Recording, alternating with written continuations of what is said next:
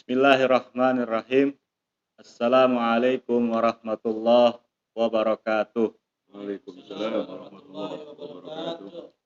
Bismillah, walhamdulillah, wassalatu wassalamu ala rasulillah, wa ala alihi wa sahbihi wa mawalah, amma ba'd. Alhamdulillah, atas izin Allah subhanahu wa ta'ala, kita kembali bisa menyajikan sebuah tontonan yang inspiratif, mengedukasi seluruh sahabat-sahabat Paksar manapun antum semua berada. Di sini saya tidak sendiri, saya ditemani oleh Bapak Yuda Hendrik selaku Wakil Ketua 3 Kopkami dan juga Bapak Nana. Tentunya juga bersama guru kita semua, Abi Maulana Nurul Khatib Al-Bantani. Alhamdulillah beliau bisa kembali hadir di studio Maksar TV untuk kembali menjelaskan beberapa penjelasan yang penting, tentunya yang bermanfaat dan edukasi untuk kita semua. Sebelum kita mulai pembahasan kita pada malam hari ini, tentunya jangan lupa kepada seluruh sahabat Maksar TV untuk terus mendukung channel ini dengan cara tonton videonya, kemudian subscribe, like, dan share sebanyak-banyaknya pada seluruh sahabat-sahabat. Dan jangan lupa tinggalkan komentar-komentar Anda semua. Pada malam ini kita coba membahas solusi dalam mengatasi problematika bangsa dan rakyat Indonesia. Tentunya kita akan minta penjelasan Abi untuk memberikan penjelasan di hal tersebut. Tentunya di sini saya ingin mengucapkan terlebih dahulu turut berduka cita atas wafatnya saudara kita Ustadz Tengku Zulkarnain yang pada hari ini beliau meninggal dunia. Semoga Allah memberikan tempat yang mulia di sisinya. Langsung saja mungkin kepada Abi untuk memberikan ilmu kepada kami semua di sini, solusi untuk mengatasi problematika bangsa dan rakyat Indonesia ini seperti apa. Tentunya kepada Abi kami memohon penjelasan yang sangat kami butuhkan. Oleh karena itu waktu dan tempatnya kami persilahkan kepada Abi untuk memberikan penjelasan. Bismillahirrahmanirrahim. Assalamualaikum warahmatullahi wabarakatuh. Waalaikumsalam warahmatullahi wabarakatuh. Alhamdulillahirabbil alamin. Wassalatu wassalamu ala asrafil anbiya'i wal mursalin wa ala alihi wa ashabihi ajmain. Asyhadu an la ilaha illallah wahdahu la syarikalah wa asyhadu anna Muhammadan abduhu wa rasuluhu la nabiyya ba'dah. Allahumma salli ala sayyidina Muhammadin wa ala alihi wa ashabihi ajmain. Syukur alhamdulillah berkat rahmat Allah Subhanahu wa taala pada malam hari ini kita bisa bersama-sama hadir di studio Maksar TV disertai harapan agar rahmat barokah Allah turun kepada kita sekalian, sehingga apa yang kita hajatkan Allah wujudkan dan doa-doa kita semuanya Allah kabulkan. Salawat dan salam marilah kita sampaikan kepada Rasulullah sallallahu alaihi wasallam beserta ahli bait, zuriyah, sahabat dan umatnya sekalian, sertai harapan agar kita semua yang hadir ataupun juga pemirsa lainnya berada dalam syafaat Rasulullah sallallahu alaihi wasallam. Saudara, kita semua barangkali sudah menyaksikan dan merasakan situasi di negara kita ini sekurang-kurangnya ya, sejak 2-3 tahun terakhir ini. Sehingga banyak orang mengatakan negeri kita saat ini sedang menghadapi sebuah krisis yang mencakup hampir semua dimensi kehidupan. Sehingga dikatakan krisis kita itu adalah krisis multidimensi. Apa sih yang dimaksud krisis multidimensi itu? Namanya juga multidimensi. Jadi dimensinya lebih dari satu. Ya mungkin kita persempit lah bahasanya, jangan dimensi. Aspek misalnya. Kalau di zaman dulu, di zaman Orde Baru, mungkin krisisnya namanya Ipolexosbud, Ankam, ya, Ankamnas. Jadi ada krisis ideologi, ada krisis politik, ada krisis ekonomi, ada krisis di sektor sosial budaya, dan juga ada krisis di sektor hukum, ada krisis di sektor pertahanan dan keamanan. Ya. Jadi kalau semuanya krisis, nah itu namanya krisis multidimensi. Hari kalau semuanya krisis, pan liar tentu. Nah, jadi persoalan, krisis menjadi persoalan, ya, kalau kita lihat dari segi dampak dari krisis itu. Nah, pertanyaannya, dampak kepada hal apa? Kalau dia tidak punya masalah kepada kemiskinan, kepada pengangguran, nah, itu acuh-acuh aja krisis. Nih, krisis multidimensi menjadi persoalan serius bagi kelangsungan hidup negara kita ini pada saat dia menimbulkan dampak. Misalnya, gara-gara krisis multidimensi, angka pengangguran naik. Bukan berkurang. Angka kemiskinan naik. Bukan berkurang. Nah, bukan cuma sampai di situ saja. Krisis ini menjadi soal serius pada saat dia berdampak pada gangguan terhadap persatuan bangsa. Krisis menjadi masalah kalau dia menimbulkan misalnya perpecahan antara kelompok-kelompok masyarakat yang ada di negeri kita ini. Begitu juga krisis menjadi soal serius kalau gara-gara krisis, ya, kegiatan ekonomi nasional kita, kegiatan ekonomi internasional kita menurun. Dan kalau para ahli ekonomi makro biasanya mengatakan krisis multidimensi itu berdampak pada pertumbuhan ekonomi. Kan di Indonesia itu mengukur kemajuan pembangunan itu dari pertumbuhan ekonomi. Ada yang ribut bagusnya 7% angka pertumbuhan ekonomi. Ada lagi yang bilang 6% juga udah bagus.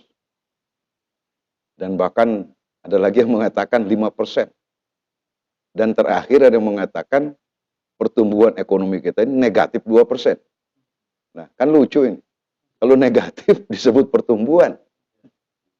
Nah, bukan tumor, negatif, ya.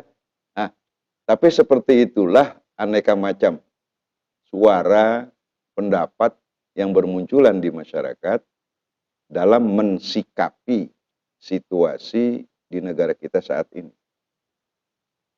Saudara, bahkan belakangan ini ada yang mengaitkan krisis zaman Bung Karno misalnya, krisis zaman Pak Harto, ya, krisis zaman Pak Habibie, zaman Gus Dur, zaman Ibu Mega, ya, kemudian zaman SBY, itu ada krisis. Tapi yang sekarang ini krisis ditambah satu lagi yang menjadi sebab bersifatnya global, yaitu pandemi COVID. Nah, apakah krisis multidimensi ini muncul gara-gara COVID yang menjadi, nah kalau persoalan pokoknya COVID, ini berarti kita berhadapan dengan barang tidak nyata. Orang namanya naon teh, virus, apa? Karena berdebat ini antara virus dengan bakteri, ya. Nih, jadi intinya adalah yang menjadi sebab munculnya krisis multidimensi ini kelihatannya dalam anggaplah 2 tahun terakhir, ya. Itu ada satu faktor yang belum pernah terjadi sebelumnya. Nih. Dulu krisis nggak sampai masjid, sampai di apa? ada masjid dikosongkan. Ya, kemudian juga orang pulang mudik nggak boleh. Ya, kemudian lagi apa tuh? Kerumunan tidak boleh.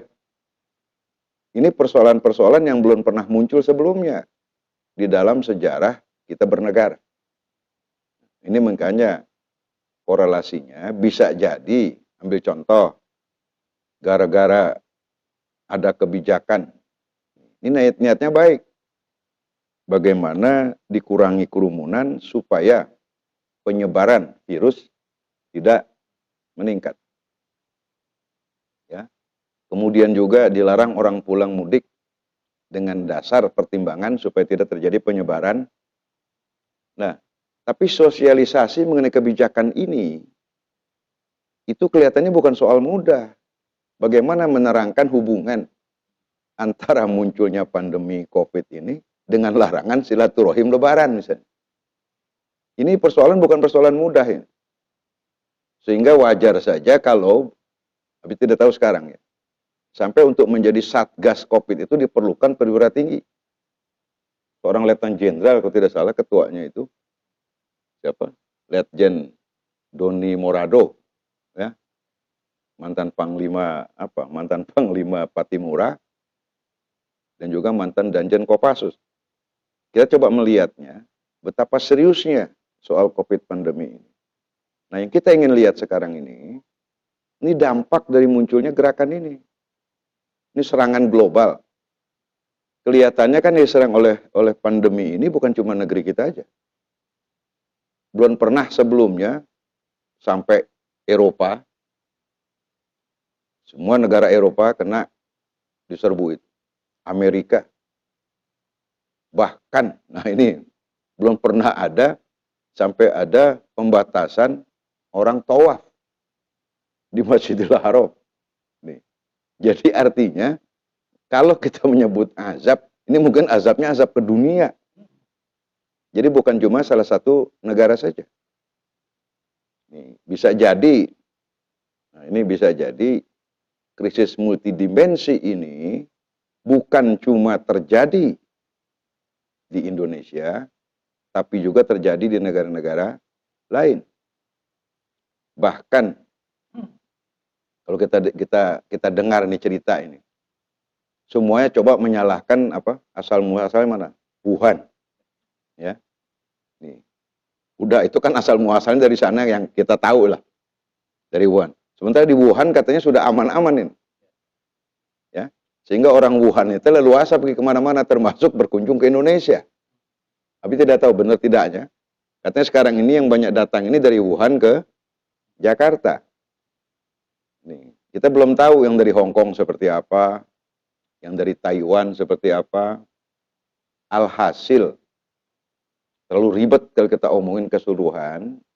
Nah, yang kita ingin bicarakan sebenarnya problematika di dalam negeri kita sendiri yang disebut krisis multidimensi. Ini yang kita ingin coba batasi pembahasan. Bagaimana cara keluarnya kan gitu. Si multi krisis nih. Kalau krisis cuma ekonomi saja barangkali kita tinggal konsentrasi di bidang ekonomi. Nah, Abi melihat begini, negara kita ini itu dibangun dengan sebuah filsafat. Dengan sebuah pemikiran yang perumusnya bukan orang-orang sembarangan. Ya. Yang Abi maksudkan adalah filsafat dasar bangsa ini yang kita kenal barangkali dengan nama Pancasila. Pancasila ini kan dasar negara.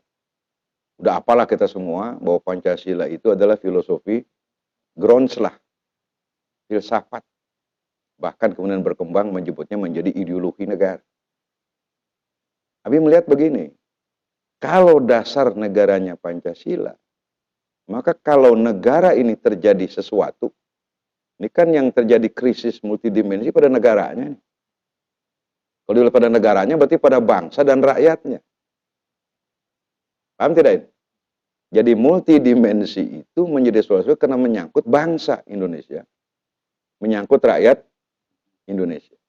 Yang diserang virus rakyat Indonesia, yang merasakan akibat daripada kebijakan juga bangsa dan rakyat Indonesia. Ini. Artinya apa, saudara? Kalau kita sudah memiliki filsafat dasar dari negara ini, atau lebih gampang, kalau kita memiliki dasar negara, maka apapun persoalan negara ini, salah satu cara penyelesaiannya kita kembalikan ke dasarnya gitu. Bukan tidak boleh dengan yang lain. Jadi kembali kepada dasar negara itu merupakan sebuah upaya mencari solusi. Kalau Abi omong begini bukan berarti itu satu-satunya, bukan itu maksudnya. Ya, dari berbagai macam cara yang kita bisa tempuh, mungkin yang belum kita banyak dengar dibicarakan adalah kembali kepada dasar negara. Jadi kembali kepada dasar negara berarti kembali kepada Pancasila. Paham sampai di sini nih? Ini pendapat kita ya. Jadi arti saja ada saja. Mungkin orang yang berpendapat bukan kembali kepada Pancasila. Mungkin ada pendekatan-pendekatan lain. Nah itu sah-sah saja. Cuma kita memandang bahwa mencoba memecahkan masalah bangsa ini, mencoba membawa bangsa ini keluar dari krisis multidimensi ini, nah kita coba tarik menjadikan Pancasila ini sebagai jalan keluar. Jadi kembali ke dasar negara. Kalau Allah mengatakan dalam Al-Quran, kalau umat Islam menghadapi masalah, farudduhu ilallah wa rasuluh. Artinya kembali kepada Quran dan sunnah Rasul yang nyata. Karena ini kita berbicara bangsa, kembali kepada dasarnya. Berarti kembali farudduhu ilal Pancasila. Ya, farudduhu ilal Pancasila wa Undang Dasar 45. Paham nggak ini? Bagi orang Islam, pendekatannya kalau ada masalah, dia kembali kepada kitab sucinya. Kepada ajaran nabinya. Nih. Ini yang Abi ingin jadikan dasar pemikiran bahwa ya namanya juga lagi nyari solusi. Dari segala macam pandangan pemikiran yang ada, sah-sah saja untuk dipergunakan.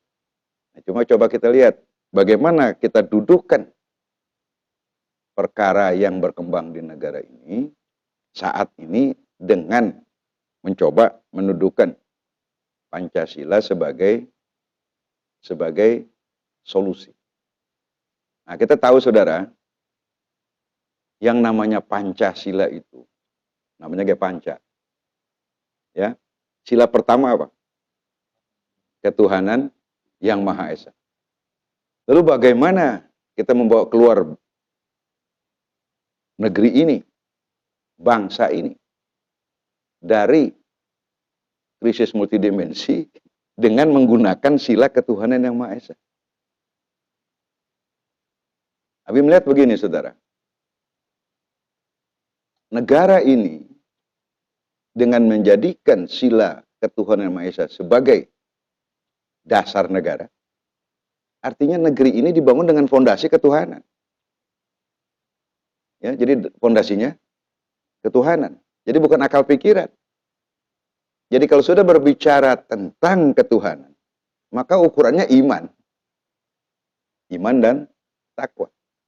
Nah, di dalam ajaran agama Islam, nanti coba tolong cari ya, di surah apa itu adanya. Ada ayat bunyinya begini. Apa tuh? Ada satu ayatnya, populer sekali ini. Abi ambil isinya aja.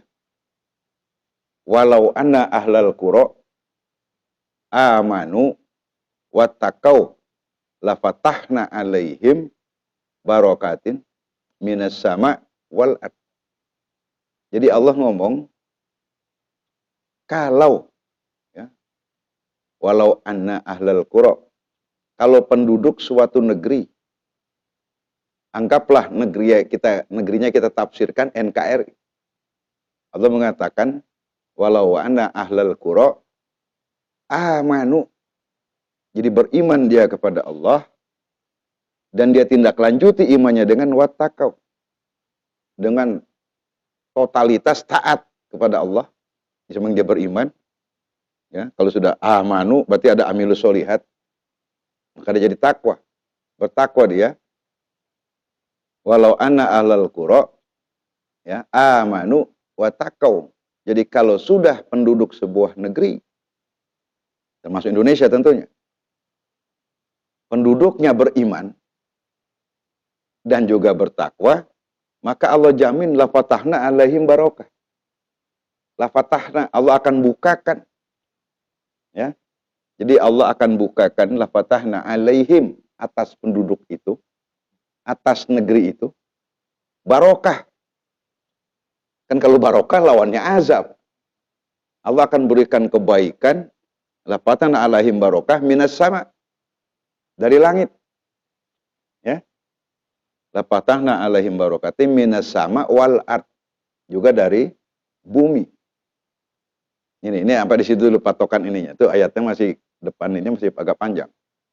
Jadi kalau kita berpatokan kepada ayat ini, dan mungkin juga bagi apa namanya, rakyat Indonesia yang barangkali ya, yang dengan keyakinan agamanya masing-masing, menurut Injil seperti apa, menurut Taurat, ya, mungkin nggak ada Taurat ya. Nah, pokoknya segitulah. Ada yang pakai, kalau kita pakai Quran, dia juga mungkin, Mas Ebi kembali coba kepada kitab sucinya masing-masing, lihat, pelajari. Kalau sebagai muslim, puguh tadi ayatnya.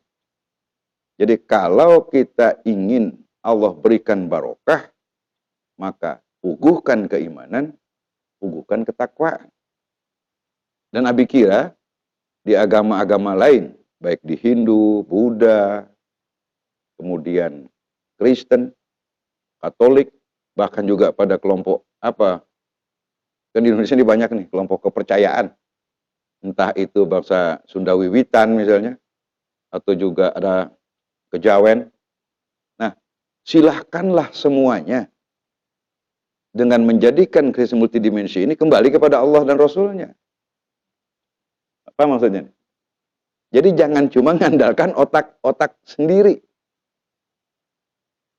Dengan harapan bahwa kembali kepada Allah dan Rasulnya itu artinya apa? Kita taati betul kedudukan ketuhanan Yang Maha Esa di dalam kehidupan kita sehari-hari.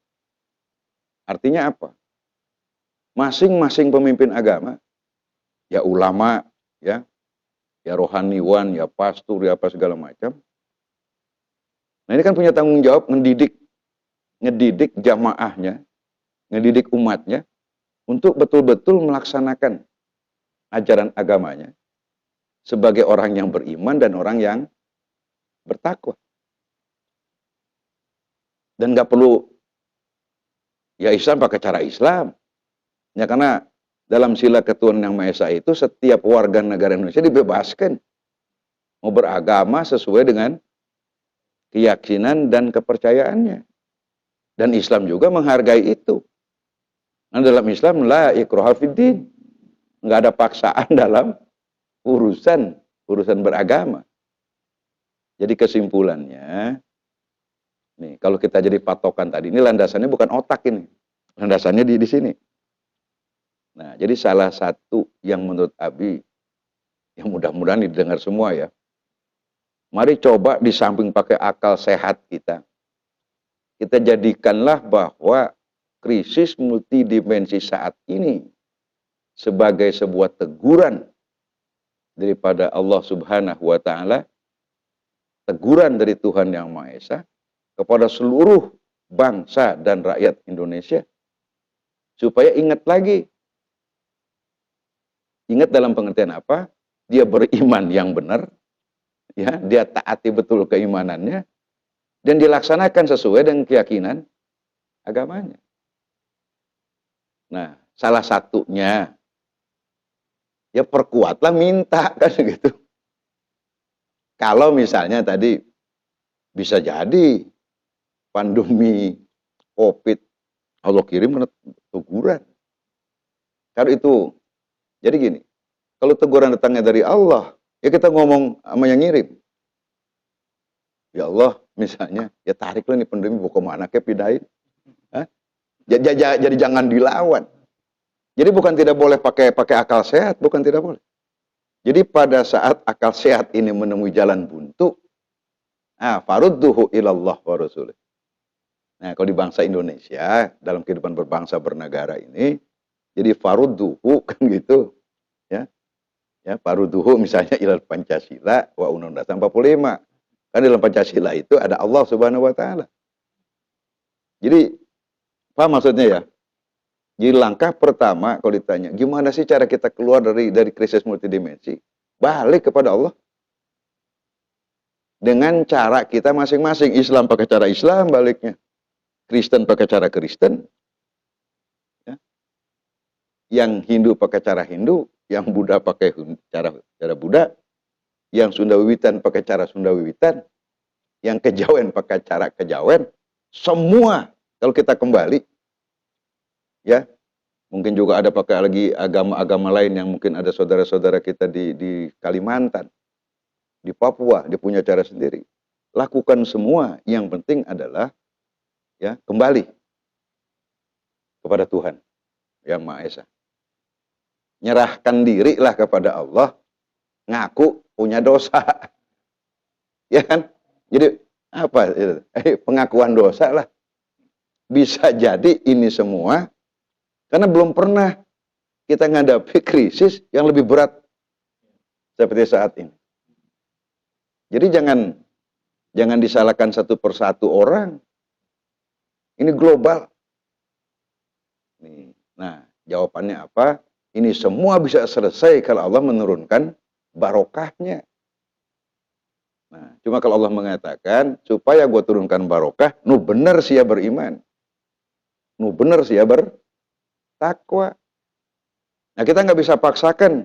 Misal umat Islam, nggak bisa memaksakan orang lain beriman bertakwa pakai cara Islam. Karena apa? Dalam sila ketuhanan Yang Maha Esa, setiap warga negara Indonesia, setiap bangsa dari Indonesia diberikan kebebasan untuk memeluk agama ya dan kepercayaannya masing-masing. Makanya di sini jangan sok ada yang nyatuin ini. Ini kan ada yang sok-sok digabung-gabungkan teecrek. Ya. Jadi biarkanlah, kita bahkan di Indonesia kan ada mungkin aja bisa perintah ini dalam rangka kontribusi sektor para pemimpin agama dalam rangka memperbaiki keadaan Indonesia ini. Misalnya MUI bikin seruan, ayo rame-rame umat Islam beristighfar, berdoa kepada Allah, ya, taubat nasional misalnya. Kemudian Majelis Agung Wali Gereja perintahkan anggotanya. Kemudian PGI, kemudian lagi apa Parisada. Nah, kalau serempak, ya, masing-masing bergerak, fastabiqul khairat ini. Nah, satu sama lain, jangan campur aduk maksud. Jangan disatu-satuin, jangan. Masing-masing aja minta kepada Allah sesuai dengan tata caranya yang berlaku sebagai syariat dari agamanya masing-masing. Lah kalau disatuin ada kacau balau nanti. Ya. Jadi intinya adalah semua pemimpin agama memerintahkan umatnya untuk tadi masing-masing bertobat, masing-masing minta ampun dan minta tolong kepada Allah Subhanahu wa taala. Jadi dalam bahasa kita ini namanya farudduhu ilallah wa rasuluh. Karena Allah mengatakan begini, tidak ada yang bisa menghapuskan musibah dari bencana dari negerimu kalau bukan aku, kata Allah. Itu Quran begitu mengatakan. Karena tidak akan ada sebuah musibah, sebuah bencana, ya, melainkan aku yang kirimkan. Jadi kalau Allah yang menjadi sumbernya, balikin lagi kepada Allah. Nih. Jadi kalau begini, dalam konteks sila ketuhanan Yang Maha Esa, yang harus diperkuat hablum minallahnya. Paham ini? Nah, kalau hablum minallah ini ditegakkan, betul-betul nyaan, orang bertuhan. Jangan ngabobodo Tuhan gitu. Sampai di sini bisa dipahami nih. Jadi kalau begitu Mas Abi, sila ketuhanan yang Maha Esa ini potensial nggak untuk dijadikan solusi kita punya krisis multidimensi? Nih. Ini yang barangkali melihat kurang maksimal. Karena dianggap, wah ini urusan, ya urusan dunia. Masa kalau pakai bawa-bawa Tuhan? Nah, padahal sebagai orang Indonesia yang berketuhanan yang Maha Esa, ya wayahna orang dasar negara orang. Kita kembali kepada agama kita masing-masing, ya, untuk meminta. Ini kan pola hubungan agama, bagaimana kita berhubungan dengan Allah, dengan Tuhan yang Maha Esa. Lakukanlah, minta tolong. Karena apa? Lo bagi Islam pogo, ya Allah pelindung kita, Allah penolong kita. Kita tinggal ngomong, ya Rob anta wali, ya Rob anta wali. Hasbunallah wa ni'mal wakil, ni'mal maula wa ni'man nasir. Alhasil masing-masing rakyat Indonesia, tokoh-tokohnya, jadikanlah umatnya itu betul-betul menjadi umat mutakin. Ya kalau contohnya ayeuna lah, hari dinamisasi Ramadan, saya seluruh yang namanya Muslim saum. Jadi ulah seueur nu godin, ulah seueur nu melanggar hari bulan Ramadan tidak puasa. Kira-kira Allah ngambek nggak itu? Nah, contohnya itu saja. Jadi kalau begitu persoalan ketakwaan bangsa dan rakyat Indonesia kepada Tuhan itu menjadi persoalan bangsa. Bukan persoalan pribadi kalau begini caranya. Betul tidak? Nah, kalau dijadikan persoalan pribadi, maka sekuler kita namanya. Kayak Turki zaman Kemal Atatürk dulu. Jadi bangsa Indonesia dengan menempatkan ketuhanan yang Maha Esa sebagai dasar negaranya, sebenarnya ini mengandung makna bahwa bangsa dan rakyat Indonesia tidak akan pernah bisa dan tidak akan pernah mau meninggalkan Tuhannya dalam menyelesaikan persoalan bangsanya. Termasuk persoalan multidimensi nu ayeuna sedang melanda Indonesia. Kan kita nggak ada yang tahu. Ini krisis iraha eureunnya ya. Semua teriak. Ya mau bulan Ramadan, ya toh, biasanya mengejawantahkan rasa kerinduan kepada Allah, kepada Rasul dengan menumpahkan silaturahim. Ada ujuk-ujuk disekat. Kengeng. Karena si siapa? Si Covid. Nih. Nah, pemerintah juga terpaksa lakukan itu. Ini kalau tidak dijelaskan dengan baik bahwa ini datang dari Allah, bisa pas saya rakyat yang pemerintah gara-gara si Covid. Di pelabuhan kita harus disekat. Ya nah. Nih. Nah, jadi kembali masing-masing maksud Abi ini para pemimpin agama di negeri kita, wabil khusus umat Islam, maka tingkatkanlah keimanan, ketakwaan umat ini dengan sebaik-baiknya, ya. Dan Abi kira nih nggak masalah dia seandainya dijadikan program negara, ya bupatinya perintahkan. Jadi aman wa taqwa itu menjadi program nasional, ya. Jadi bukan program dewek-dewek. Nih. Jadi betul-betul orang beragama gitu. Jadi jangan sampai pakai hari ngomong beragama ngan komunis. Jadi orang beragama tidak melaksanakan syariat agamanya. Misalnya gini, ada muslim, tara sholat, tara saum. Nih. Ya minimal modalnya seada tungkul lah. Nah, tapi kalau dia dibina oleh pemerintah, jadi program semua, mulai dari presiden, dugi kepada RT, ya. Kan udah banyak program misalnya ada subuh berjamaah di program pemerintah kabupaten misalnya ya. Semua bisa. Di gereja bikin gitu, Hindu bikin gitu. Jadi bagaimana semua masyarakat, semua rakyat ini ya kembali merekonstruksi kuantitas dan kualitas ibadahnya. Paham ini? Ini yang pertama. Sampai di sini ada paham nggak, Yud? Nah, pikirin nih, kalau kurang paham nanya ya. Juga terlalu cepat nggak Bing ngomong ini? Di kaharti ya. Jadi bisa ya.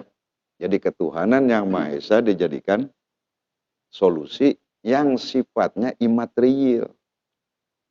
Nah, kita kan manusia ini manusia zohir, manusia batin.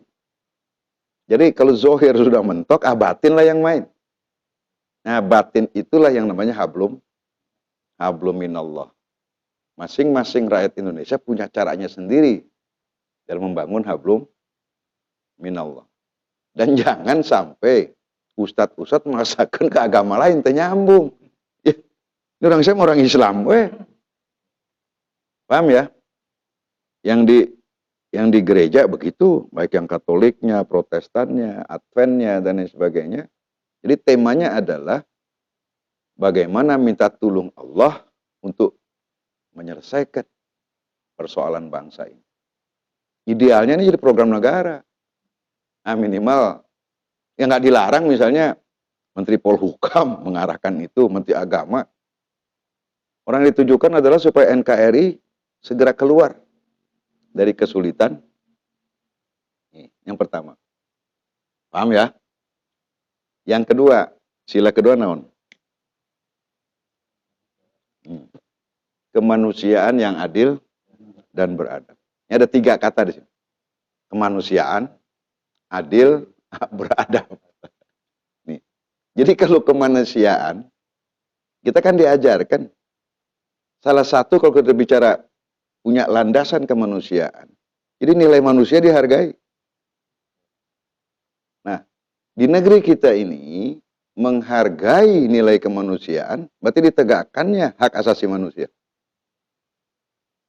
Yang kita kenal apa tuh? HAM. Hak asasi. Kalau dulu, Habib pernah jadi presiden ya Bang. Gen Gakham. Habib dulu pernah jadi presiden, ini kalau gue agak salah ingat ya. Presiden Gerakan Nasional Penegak Hak Asasi Manusia. Itu di awal 2000-an. GN Gakham. Nah, kita coba setiap bangsa Indonesia ini. Bangsa Indonesia ini memahami dan menghargai hak asasi setiap orang. Nah, dari kita dengan kita, kemudian antara kita dengan negara. Dan kemudian negara dengan kita. Jadi negara menghargai hak asasi. Jadi termasuk misalnya hak pedagang kaki lima dagang, ulah ditajongan. Ya kan pedagang kaki lima tah. Ya. Itu kadang-kadang ya maaf ini. Mungkin niatnya bagus Satpol PP itu. Ya. Jadi ya demi ketertiban kota supaya indah. Tapi jangan sampai penegakan keindahan kota menempatkan si pedagang kaki lima jadi korban. Nih. Lo kan dia berdagang, dia hidup layak, hak asasi dia. Bahkan kalau kita lihat rinciannya, punya rumah pun adalah hak asasi manusia yang harus menjadi tanggung jawab negara. Nih. Jadi yang kedua, dasarnya, barangkali kita perlu benahi juga ini. Jadi aspek kemanusiaan, jadi jangan sampai orang hoyong silaturahim, lebaran tekengeng. Lah, hak silaturahim hak asasi manusia lain. Ya, hak ziarah kubur. Nah, di Indonesia itu yang namanya item human rights itu hak asasi manusia. Itu lebih luas daripada rumusan Inggris. Nah, dulu ada rumusan Perancis, di Indonesia lebih rumit. Termasuk dia mengatakan ziarah kubur itu hak asasi manusia. Ziarah kubur, ya. Naon teh berkumpul-kumpul pada waktu lebaran. Makanya gara-gara ada hak itu, walaupun dia tidak paham itu, maka ada kebutuhan batin ya, bahwa sekurang-kurang setiap tahun dia pulang kampung. Ada yang ingin betul-betul ingin bertemu dengan kedua orang tuanya, ingin ketemu dengan saudara-saudaranya. Jadi hak silaturahim itu kan hak kemanusiaan. ya untuk berbagi rasa, untuk apa gitu. Ya. Nah ini barangkali dasar kemanusiaan yang perlu kita, bukan tidak boleh meletakkan membatasi ini. Nah, minimal diberikan penjelasan. Kalau sekarang ini kan ada kesan nih, hak asasinya dilanggar sehingga pada ngelawan. Kesian jadi serba salah. Tentara, polisi yang ditugaskan berhadapan dengan rakyat. Rakyat yang pengen banget karena menurut dia udah orang ngap jihad pulang. Coba dulu TKW kita tuh tiap jatah pulangnya tuh pas Lebaran. Yang pada kerja di Arab, kerja di ini kan gitu. Nah, ini jangan sampai begini juga. Dia pulang mudik kagak boleh, tenaga kerja Cina boleh masuk sini. Waktunya bersamaan. Nih, ini jangan sampai ini istilah Abi merusak rasa keadilan. Nah, ini persoalan Abi bilang persoalan jangan dijadikan kepada persoalan politik. Jadi persoalan politik jadi rame urusan ini. Nih, jadi landasan kemanusiaan, kalau sudah hak asasi ini ditegakkan, maka semua orang merasa dihargai. Dan bukan cuma itu, setiap orang merasa dilindungi, dihormati, dilindungi dan sebagainya, itu namanya manusia. Ini berkorelasi untuk semuanya itu, maka perlu ditegakkan keadilan. Makanya kita bukan kemanusiaan wungkul, kemanusiaan yang adil. Jadi bukan cuma sekedar, ya, bisa saja kemanusiaan kalau nggak dikaitkan dengan yang adil, temannya diurus. Ya, kroniknya gitu. Dulu kan ada yang begitu, kalau yang caket jeng penguasa. Wah, jongjon nak. Aman. Pelebah nu dimusuhin. Tuh. Jadi tidak sedikit hak asasi manusia itu dilanggar karena tidak dekat. Nah, persoalannya tidak semua orang bisa dekat dengan penguasa, itu persoalannya. Kecualinya penguasanya bijak, penguasanya mendekatkan diri kepada orang itu. Jadi di sini landasan yang kedua, kemanusiaan yang adil. Jadi bukan cuma kemanusiaan. Kan kalau zaman dulu asalnya disebutnya peri kemanusiaan. Nah, sekarang yang resmi sila kedua itu kemanusiaan yang adil. Nah, jadi kalau kemanusiaan yang adil memperlakukan manusia, kalau penguasa memperlakukan rakyatnya, karena sama-sama manusia, yang adil. Jadi adil itu artinya tidak dia pilih-pilih. Tegaknya adil itu. Bahkan kalau dalam Islam itu, Allah perintah adil itu. Ayatnya kan ada itu. Innallaha ya'muru bil adli wal ihsan wa ita'i dzil qurba wa yanha 'anil fahsya'i wal munkari wal baghi. Ya'izukum la'allakum tadhakkarun wa la dzikrullahi akbar. Allah menyatakan, innallaha ya'muru, sesungguhnya Allah itu memerintahkan kamu bil adli, untuk menegakkan keadilan, untuk bersikap adil. Nah, dan juga ihsan. Ihsan itu laku lampah kudu nu bener itu. Ya, laku lampah itu artinya apa ya? Tindakan sepak terjang dalam kehidupan sehari-hari. Nah, jadi di sini dengan landasan kemanusiaan yang adil, ya, harus tegakkan. Ini berarti bicara apa? Tidak berhenti cuma sampai yang adil saja. Tapi dikatakan kemanusiaan yang adil dan beradab. Kalau manusia beradab, berarti hidup pakai hukum. Kalau ada orang yang main hakim sendiri, kalau ada main pakai caranya, ya, anggaplah kalau kita lihat tuh suku-suku zaman dulu itu, yang belum beradab katanya. Ya kagak suka, dek bunuh orang aman-aman aja. Ya orang tidak beradab. Jadi manusia yang beradab itu manusia yang sudah hidup dalam peradaban tertentu. Jadi kita punya kemanusiaan yang adil dan beradab. Berarti kemanusiaan ini, ya, berkorelasi dengan keadilan. Kalau sudah keadilan berkorelasi dengan peradaban, beradab, maka hukum harus tegak. Kan bedanya manusia beradab atau tidak kan pada persoalan hukum. Berarti manusia barbar, ya, yang suka main hakim sendiri, itu berarti nggak pakai hukum. Kita biasa kan ngomong begitu. Orang yang bawa caranya sorangan, tidak menghargai hukum, kita kan suka ngomong orang itu nggak beradab. Apalagi kalau di tanah Sunda ini kadang-kadang adab diartikan sopan santun. Adab diintikan dengan akhlak. Tapi dalam konteks dasar negara ini, adab ini itu lebih berkait dengan peraturan. Jadi kemanusiaan yang adil harus berkait. Jadi di sini maka solusinya adalah apa? Supaya bisa keluar kita dari multidimensi, keadilan harus ditegakkan benar-benar bagi seluruh bangsa dan rakyat Indonesia. Jadi ketidakadilan harus dihapuskan. Nah, kalau ketidakadilan harus dihapuskan, keadilan harus ditegakkan, maka kezoliman. Jadi artinya siapapun yang ingin menggunakan NKRI sebagai alat kezoliman harus dilawan. Karena NKRI tidak dibangun buat melakukan tindakan kezoliman. Paham nggak itu?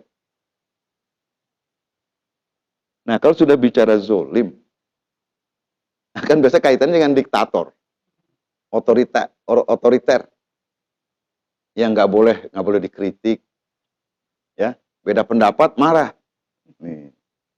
Jadi supaya bangsa ini keluar dari krisis multidimensi, ya, sebagai orang yang menggunakan Pancasila berdasarkan sila kemanusiaan yang adil dan beradab, maka hukum harus ditegakkan seadil-adilnya.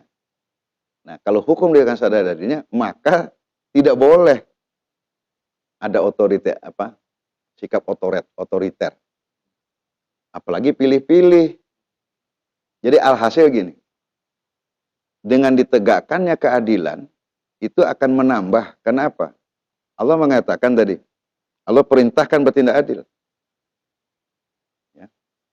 Dan dua ihsan. Ini biasanya ayat ini dipakai buat penutup khutbah Jumat. Innallaha ya'muru bil adli wal ihsan. Adil dan ihsan.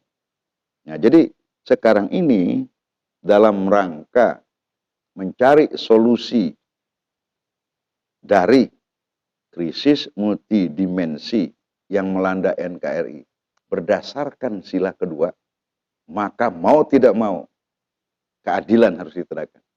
Kezoliman harus dihancurkan. Nah, caranya gimana? Yang pertama, sikap otoriter harus dihapus. Dan ini bukan cuma urusan orang per orang atau instansi per instansi. Urusan bangsa dan rakyat Indonesia. Nah, bukan bangsa Indonesia sendiri-sendiri. Sistem kenegaraan kita sudah mengatur bahwa negara ini, kan ada yang ngurus nih, sistem. Yang eksekutifnya diurus oleh presiden. Kemudian majelis tempat rakyat bermusyawarat. Masalah rakyat itu ada lembaganya namanya Majelis Permusyawaratan Rakyat. Kemudian di tempat rakyat musyawarah. Ada lagi yang menjadi wakil rakyat. Itu namanya Dewan Perwakilan Rakyat. Nah, bukan cuma itu negara kita diatur. Daerah juga itu ada wakilnya. Jadi sekarang kita punya tuh kan, ada Majelis Permusyawaratan Rakyat, ada Dewan Perwakilan Rakyat, ada Lembaga Kepresidenan, ada Dewan Perwakilan Daerah. Ya, jadi kalau tadi kita punya perwakilan rakyat sebagai rakyat, daerah lembur urang ge aya udah lengkap belum ini? Ini sistem. Nah, ditambah lagi satu ada Mahkamah Agung. Di dalam kaitan Mahkamah Agung di sini, di samping Mahkamah Agung, kita juga punya sekarang ini Mahkamah Konstitusi. Nih. Jadi 1, 2, 3, 4, 5 ini kaitan dengan yang kemanusiaan ini, ya. Udah kurang belum? Udah cukup ini. Ya. Jadi kalau persoalan yang menyangkut masalah krisis multi, ini lima ini mesti ikut ngomong itu Mas Sofi. Jadi kelihatannya sekarang cuma presiden aja yang ngomong. Paham nggak ini? Karena kebijakan apapun yang ditempuh oleh eksekutif, oleh lembaga kepresidenan, ya, dia nggak bisa tanpa ambil contoh. Kalau MPR misalnya berpendapat lain, tapi kalau MPR-nya nggak ngomong, atau DPR-nya nggak ngomong, DPD-nya nggak ngomong, ya, mungkin dia ngomong, kan kita nggak pernah dengar, ya, dia aman, presiden jalan. Nih. Jadi artinya, kalau lebih melihat krisis multidimensi ini bukan cuma salah presiden, lembaga kepresidenan wungkul. Betul tidak? Nih. Jadi kalau ingin memperbaiki, misalkan, ini lima-limanya suruh ikut mikir. Tidak mungkin presiden disuruh tegakkan keadilan tanpa ada di backup oleh Mahkamah Agung. Tanpa di backup oleh Dewan Perwakilan Rakyat. Ya kan? Jadi lima-lima ini sebagai sebuah sistem politik, sistem pemerintahan, harus berfungsi semuanya. Nah, jadi kemanusiaan yang adil dan beradab menghendaki semua lembaga politik yang kita bangun, semuanya kudu berfungsi.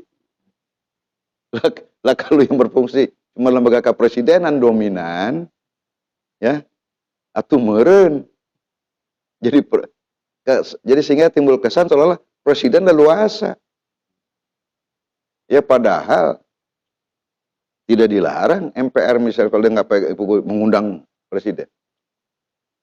Tapi kalau presiden nggak pernah diundang oleh MPR, ujuk-ujuk kudu datang. Ya paling kalau diundang ya setiap setahun sekali pidato eta teh 17-an.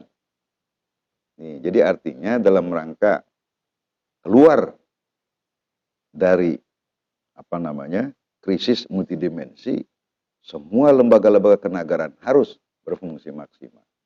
Nah, ini berarti ini poin 1, poin 2 nih aspek makro dalam pengertian apa? Dasar kebijakan kita punya negara.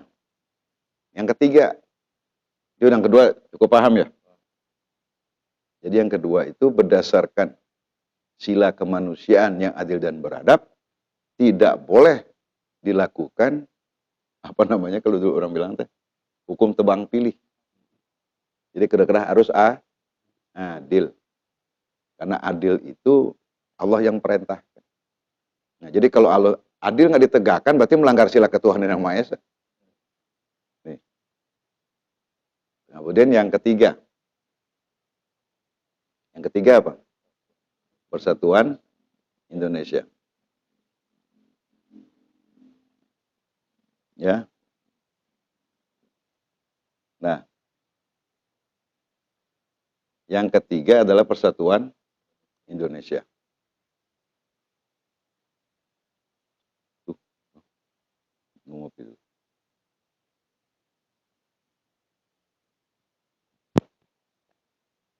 Jadi yang ketiga persatuan Indonesia. Kira-kira apa nih persatuan Indonesia? Jadi semua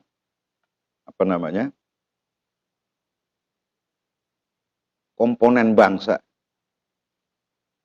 ya kan komponen bangsa itu yang paling mutlak adalah manusia, rakyat. Nah kita tahu rakyat Indonesia itu, ya, itu sukunya sama nggak? Berbeda. Dan banyak sekali, katanya berapa ratus lah suku bangsa. Bukan cuma sukunya beda, bahasanya beda, budayanya beda. Nah, ini kalau apalah persatuan Indonesia, ngahiji kalau bahasa orang Sunda. Nah, pertanyaannya, gimana caranya menjadikan sila persatuan Indonesia ini untuk menolong Indonesia keluar dari krisis multidimensi. Nah, kita kan tahu sekarang, dimasukkannya persatuan Indonesia, bukan perpecahan Indonesia. Maka setiap yang punya indikasi bakal membuat perpecahan, Ini berarti kan bertentangan dengan persatuan Indonesia. Sedangkan Indonesia ini dibangun negara ini dengan persatuan Indonesia. Dasar nih, persatuan Indonesia. Nah kalau ini persatuan Indonesia jadi perpecahan Indonesia, ambles nggak NKRI-nya? Nih, paham betul? Nah, oleh karena itu, dalam rangka membawa bangsa ini keluar dari krisis multidimensi, jangan biarkan ya, setiap ucapan, aksi, perbuatan yang bisa merusakkan persatuan. Nih, paham tidak itu? Misalnya salah satu yang bisa bikin merusak. Satu kelompok masyarakat misalnya ngeledek kelompok masyarakat yang lain. Nah kalau dia pasea, pecah tuh. Tuh. Hah? Misalnya lagi, ada sebuah golongan masyarakat, anggaplah ada ormas misalnya. Kalau dia merasa lebih hebat dari yang lain. Kenapa dia merasa lebih hebat? Bisa saja karena mereka merasa lebih dekat dengan pemerintah. Ya. Sehingga dia leluasa ngeledek ormas lain yang nggak dekat dengan pemerintah. Nah, kalau dia terjadi semacam ini, ormas ini sama ormas ini ribut nggak nih? Ini bisa bikin pecah nggak? Nah, ini berkait juga dengan sila pertama, sila kedua. Jadi pemerintah harus betul-betul bersikap adil atas semua organisasi sosial kemasyarakatan yang ada di masyarakat. Jadi jangan satu. Jadi kasarnya begini, jangan pemerintah justru menjadi sumber terjadinya perpecahan. Di sini Nabi mengatakan jangan biarkan siapapun juga yang menggunakan NKRI sebagai alat perpecahan. Karena itu nanggor Pancasila. Paham ya? Jadi persatuan ini tidak mungkin bisa tegak kalau, nah ini, mereka yang, anggaplah, ini, terus terang aja ini, yang dekat pemerintah, dibiarkan nyerang mereka yang mengkritisi pemerintah. Ya, jadi pemerintah seakan-akan nyayangin yang nurut sama dia aja. Apa namanya? Asal Bapak senang. Apa dulu itu? ABS. Ya, asal Bapak suka. Jadi kalau ada sikap ABS ini cilaka ini buat persatuan. Sekarang terjadi nggak itu? Terjadi. Sedang berjalan. Jadi caranya gimana? Pemerintah harus mendudukkan posisinya bahwa dia adalah bapak buat semua. Ya. Jadi jangan ada sama gini. Ada satu ormas yang terlalu dianak-emaskan. Gede hulu ya. Lalu mengecilkan yang lain. Nih. Nah, begitu juga. Kalau ada satu organisasi sekeras apapun dia, ya jangan dianggap musuh. Nih. Jadi kalau ada satu yang ditekan, satu ada yang diangkat, nah ini akan mengancam persatuan. Nah, jadi kalau dia mengancam persatuan, berarti dia mengancam munculnya krisis baru. Jadi kalau kita ingin Indonesia keluar dari krisis multidimensi, maka ini persatuan harus menjadi perhatian bukan cuma pemerintah. Jadi pemerintah, tokoh masyarakat, duduk bareng lah. Nah, ini kalau dia duduk bareng ini, ya, kalau dia damai-damai saja, fa aslihu bainan nas, diislahkan. Nah kalau ada islah kelompok-kelompok ini, barokah Allah turun. Jadi persatuan Indonesia itu menjadi penting karena ada hubungannya sama rahmat barokah Allah. Nah, jadi kalau ada ketidakadilan, nah ini yang membuat adanya rahmat barokah ditahan. Bisa jadi karena rahmat barokah ditahan inilah kita ngerasakan krisis multidimensi. Paham ini? Nah, jadi kalau begitu, sila ketiga persatuan Indonesia Ini penting tidak peranannya dalam rangka membawa kita keluar dari krisis multidimensi. Penting kan? Jadi oleh karena itu setiap tokoh politik, pejabat tinggi negara, pejabat tinggi militer, pejabat tinggi kepolisian, para ulama, pastor, pendeta, ya, apalagi dah pokoknya semua itu tokoh-tokoh masyarakat adat, kudu berjuang bersama-sama untuk mengatasi potensi perpecahan ini. Jadi jangan membawa egosentris golongan. Pemerintah jangan merasa bahwa manehna nupang jago. Nggak bisa. Nah, ada bahayanya lagi kalau sampai persatuan ini terbelah, akan muncul konflik antara rakyat dengan pemerintah. Nah, kalau konflik terjadi, namanya kayak konflik. Tuh.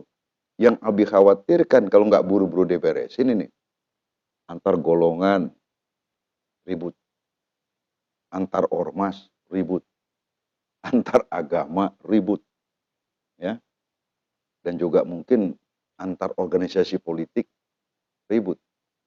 Nah, yang cilakannya apa? Kalau dia ngomong di ruang tertutup nggak masalah. Silakanlah mau ribut, tapi jangan dibawa ke ruang publik. Ini dia ribut di medsos, dia ribut di televisi. Jadi cerita perdebatan di televisi nggak semuanya bagus. Buat nggak mengundang persatuan.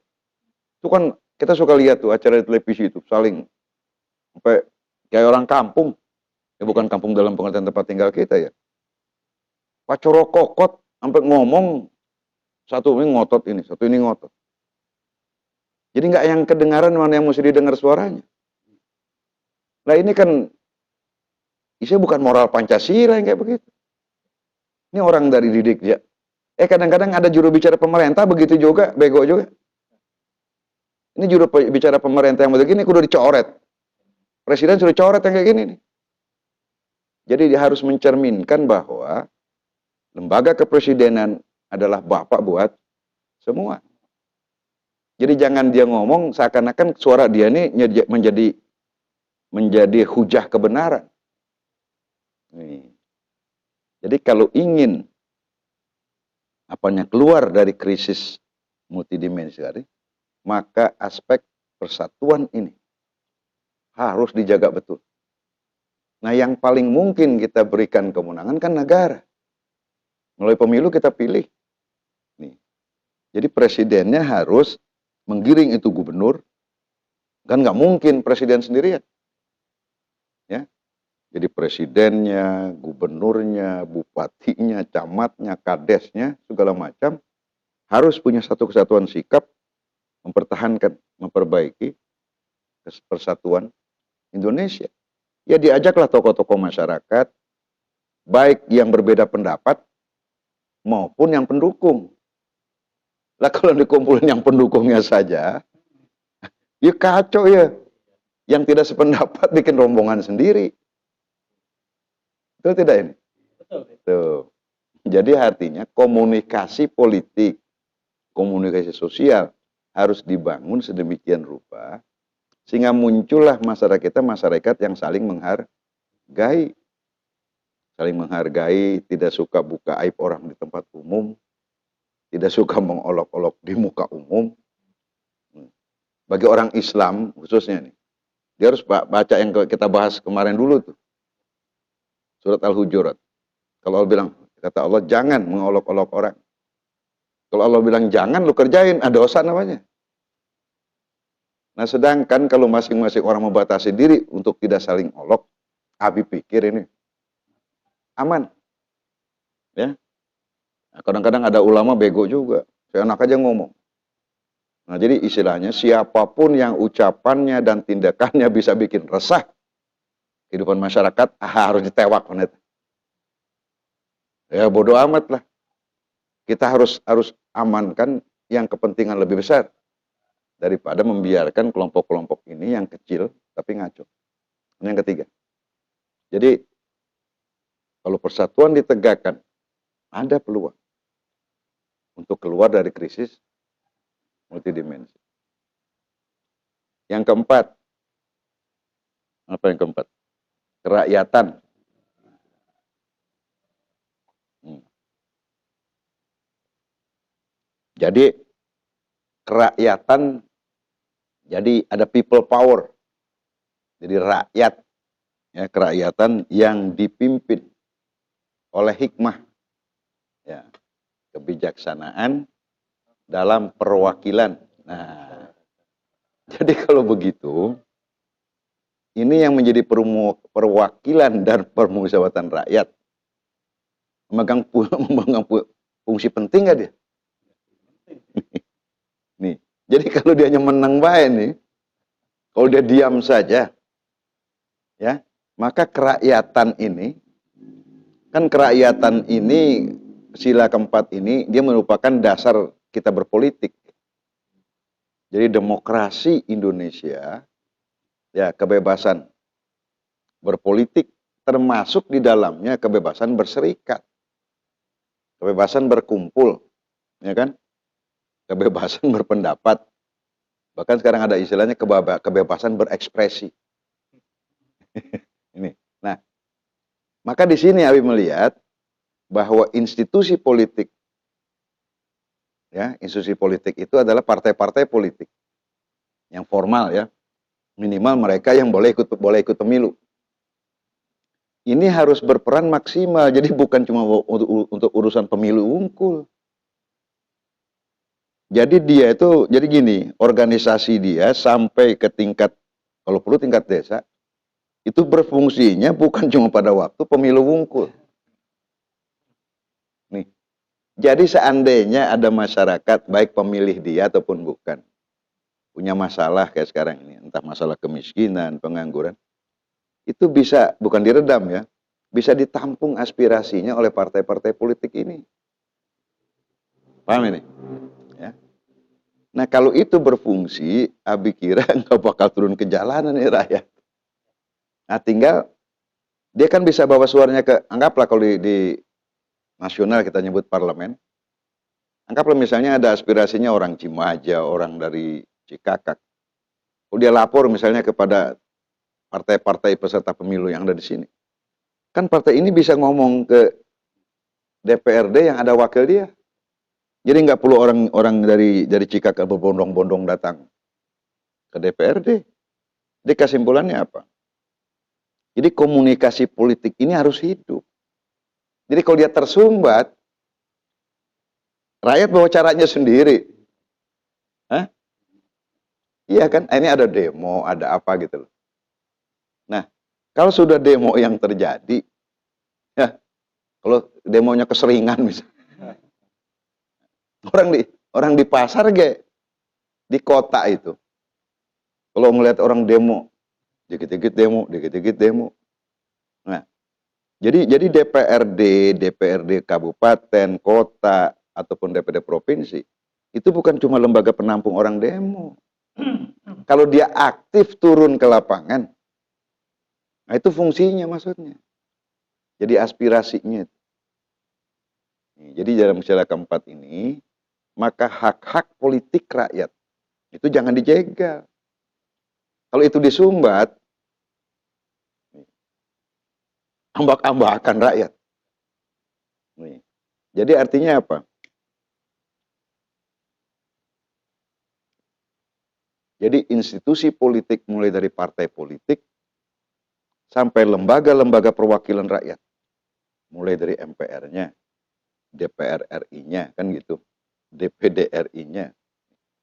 Ini harus betul-betul berfungsi.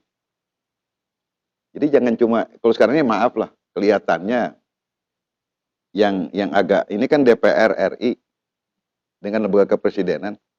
Yang dua kita belum dengar nih. MPR RI dengan DPD RI. Padahal kan nggak sedikit orang pintar di dua institusi. Bahkan kalau kita lihat, pimpinan MPR RI itu wakil ketuanya lebih banyak dari DPR RI. Nah, mestinya inilah. Jadi diefektifkan.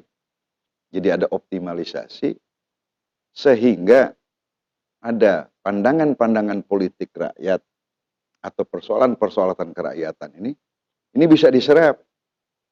Nah kan kalau ini yang ngomong misalnya MPR, DPR konsultasi dia dengan lembaga kepresidenan, itu lebih efektif ketimbang rakyat berbondong-bondong datang ke Jakarta, kumpul di Monas, pada bawa spanduk. Besok dia begitu lagi. Nah kalau semuanya turun semacam itu, ya bukan tidak boleh, sekalipun itu dikatakan bukti bahwa Indonesia negara demokratis. Tapi kalau lembaga ini lebih berfungsi, lebih bagus ini. Misalnya contoh gini, daripada dia anggaplah misalnya daripada dia ngepung nih, jutaan orang datang di depan DPR RI, tapi nggak ketemu sama pimpinan atau apa anggota DPR. Kira-kira ada gunanya nggak dia ngumpul nih? Lah ujung-ujungnya ini pertarungan. Artinya gini, dalam rangka penyaluran hak politik menjadi tidak efektif. Bisa-bisa terjadi gesekan, dia maksudnya menyampaikan aspirasi rakyat, yang ujungnya berantem polisi sama tentara. Ya karena persoalan ada potensi pelanggaran hukum, ada gangguan keamanan kan begitu. Tapi kalau wakil-wakil rakyatnya berfungsi, kelihatannya nggak perlu ngirim berbondong-bondong begitu. Nih. Jadi artinya apa di sini? Efektivitas lembaga-lembaga politik yang ada ini menjadi salah satu faktor untuk menjadi penggerak. Jadi penggerak dalam rangka mencari jalan keluar atas persoalan kritis multidimensi. Ini, keempat. Jadi mengerti ya? Nah, kalau 1, 2, 3, 4 berjalan, nah esensinya di yang kelima ini.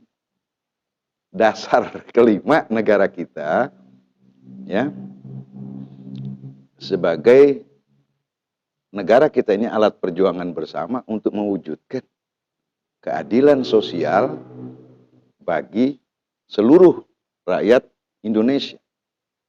Nah, keadilan sosial tadi 1, 2, 3, 4 yang pertama.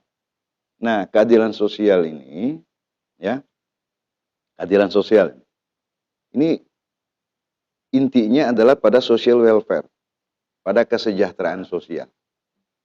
Nah, jadi kesejahteraan sosial ini, ya, macam-macam. Salah satunya nih, bansos, bantuan sosial. Lah kalau bantuan sosialnya dikorupsi, bantuan sosial dikorupsi, ini mesti dihukum seberat-beratnya ini, ya, karena bansos, ya, paham ya? Jadi kalau bansos ini persoalan bukan main. Jadi kesejahteraan sosial itu salah satunya ada peran pemerintah menanggulangi itu yang sifatnya charity. Pemerintah kayak sekarang dilakukan nih, bantuan BLT kayak gitu kan. Kalau itu disalurkan benar, nggak disunat di pertengahan jalan, mungkin rada besar manfaatnya. Karena dengan masuknya BLT ini, roda perekonomian akan berjalan di pedesaan. Ini kaitan, ya. Jadi harus ditertibkan itu. Kemudian juga usaha-usaha kecil, UMKM. Nih, UMKM kalau tidak salah ini puluhan juta unit. Jadi dia harus difasilitasi oleh negara itu sama dengan negara fasilitasi perusahaan menengah besar. Bahkan kalau perlu diprioritaskan ini. Nih, kenapa ini perlu diprioritaskan? Karena keadilan sosial itu bukan hambatan buat pertumbuhan. Bahkan kalau kita ingin jujur dalam strategi ekonomi, pertumbuhan ekonomi yang tinggi harus berjalan paralel dengan pemerataan. Jadi keadilan sosial itu adalah perkawinan pertumbuhan ekonomi yang tinggi dengan pemerataan. Pemerataan itu artinya apa? Kelompok-kelompok usaha kecil yang ada di pedesaan khususnya, dia harus tumbuh subur, harus hidup. Jadi jangan, ya, karena kita ngejar pertumbuhan ekonomi, maka konsentrasi investasi semua diarahkan kepada yang bisa mendorong pertumbuhan ekonomi. Kan bisa dibagi. Misalnya gini, menyangkut masa sekolah yang gede-gede nih, bangun pelabuhan misalnya. Silakanlah sektor swasta besar yang punya kemampuan. Silakanlah mau minjem duit kemana kek. Ya, ada kelompok menengah. Ini kan harus ada dibikin profile, bisnis profile. Jadi jangan sampai pengusaha besar masuk ke sektor kecil. Contoh, jangan biarkan misalnya gini. Ada perusahaan retail, warung-warung misalnya. Ya warung kan investasi kecil itu. Tapi karena ada juga sektor gede masuk, pada mati kan di warung kecilnya. Nah, mestinya yang kecil-kecilnya ini, anggaplah sampai ke kecamatan, ke desa itu, anggaplah retail besar ini kerjasama sama orang-orang yang ada. Dia cukup misalnya jadi grosirnya. Kan gitu. Jadi artinya, hak hidup untuk pengusaha kecil juga dipelihara, dilindungi oleh negara. Dilindungi oleh negara. Nih. Ya. Kenapa penting?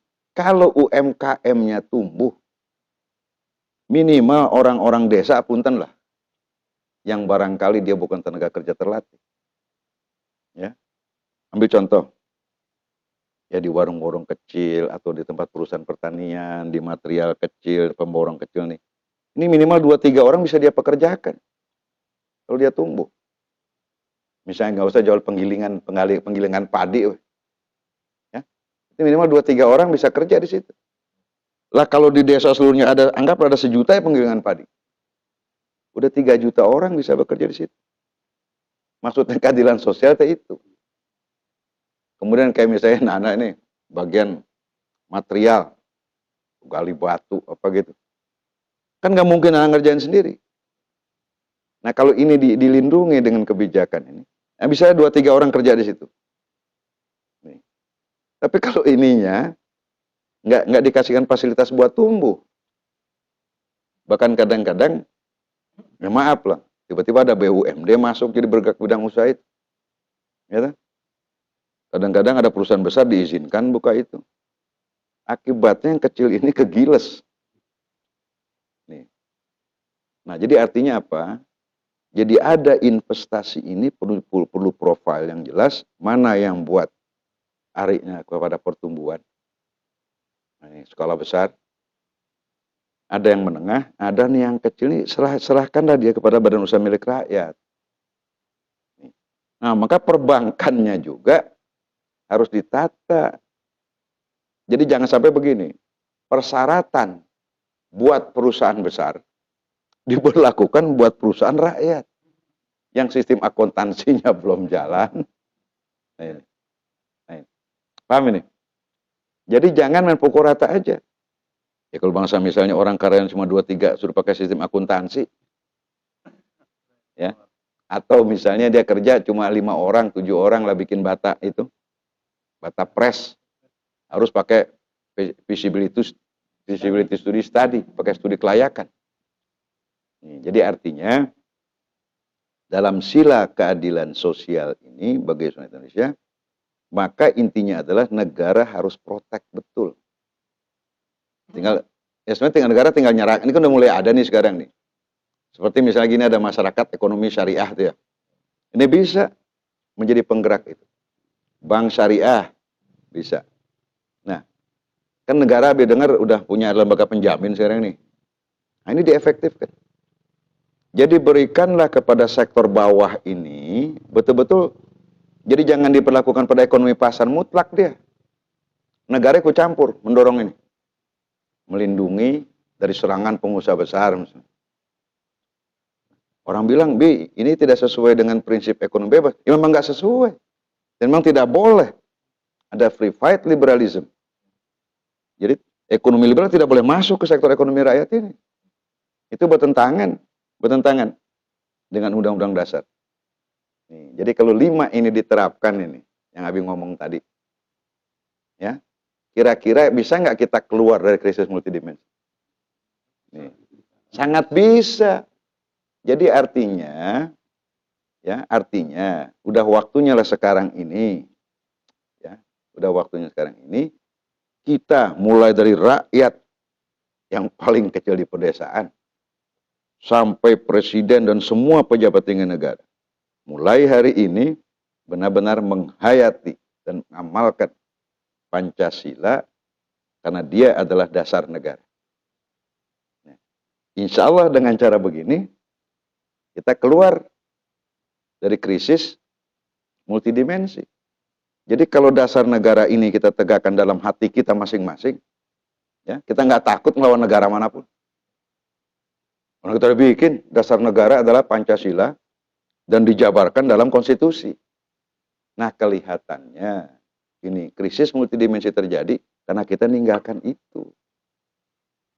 Masih ingat ya kemarin? Kata Pak Harto, bahwa Pancasila sakti. Jadi pada saat Pancasila nggak dibawa, jadi orang Indonesia nggak sakti. Keserang pandemi, bangkrut gitu kan.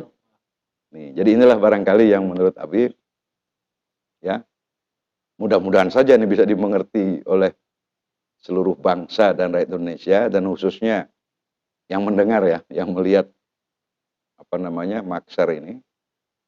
Jadi artinya, insya Allah dengan cara seperti itu, kita kembali kepada suasana Indonesia yang betul-betul saling menghargai, saling asah, ya kan kita silih asah, silih asuh, silih asih. Nah, dari 3 silih ini, silih asah, silih asih, silih asuh, untungnya silih ngawangikeun. Nah, kalau silih ngawangikeun moal pasea. Jadi kalau silih asah, silih asih, silih asuh ini kita tegakkan, persatuan Indonesia itu akan kuat.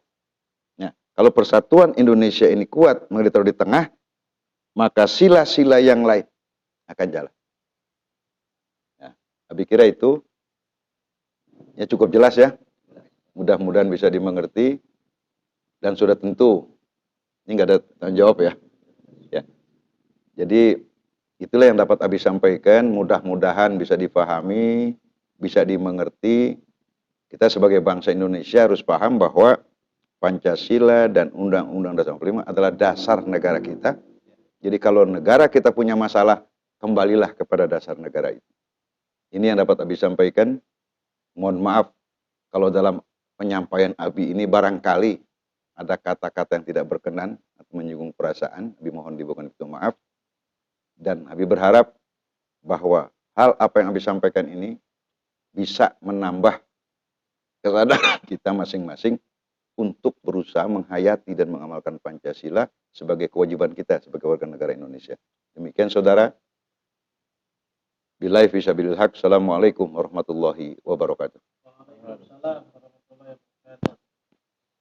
Alhamdulillah, penjelasan yang begitu jelas, sangat-sangat bermanfaat.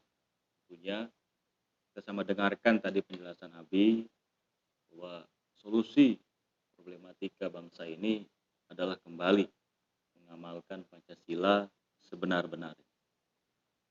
Dari sudut pandang manapun tentunya akan setuju apabila Pancasila diamalkan.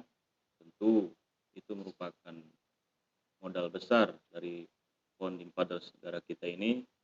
Kembali pada Pancasila, itulah salah satunya yang bisa mengembalikan Indonesia dalam keadaan normal kembali. Oke, terima kasih Abi atas penjelasannya yang begitu bermanfaat untuk kami. Semoga bermanfaat untuk sahabat-sahabat semua di rumah dan yang menyaksikan. Tentu nanti akan kita tayangkan kembali kajian-kajian selanjutnya bersama Abi, tentunya tetap di Maksar TV. Pada malam ini saya sudah sampaikan tadi, cukup di sini saya sampaikan pada malam ini. Jangan lupa terus dukung channel Maksar TV ini dengan tonton terus video-video di dalamnya dan sebarkan seluas-luasnya. Jangan lupa juga follow terus akun Instagram Maksar TV dan juga respect dari Maksar TV official. Itu akhirnya sahabat-sahabat Maksar yang bisa saya sampaikan pada hari ini. Semoga bermanfaat. Hadani Allah wa iyyakum ila siratal mustaqim wa minkum billahi taufiq. Assalamualaikum warahmatullahi wabarakatuh.